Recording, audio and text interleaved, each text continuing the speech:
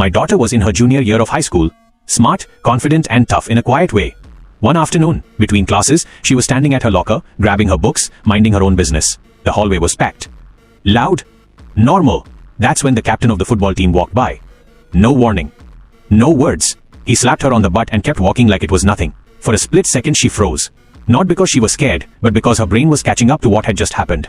She grew up with 3 brothers. She knew exactly what that touch meant. So she turned around.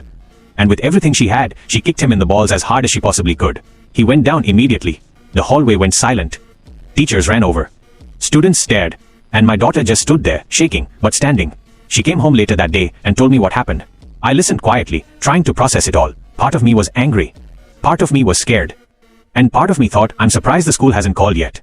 Right then, the phone rang. It was the assistant principal. She asked me to come in the next day to meet with the boy's parents.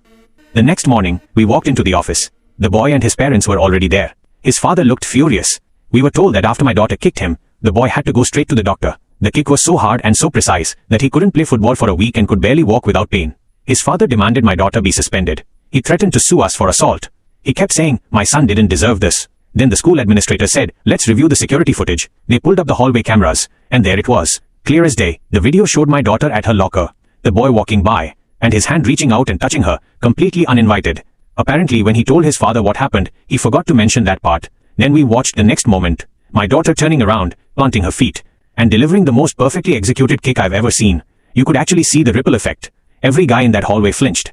Like they felt it too. The room went completely silent.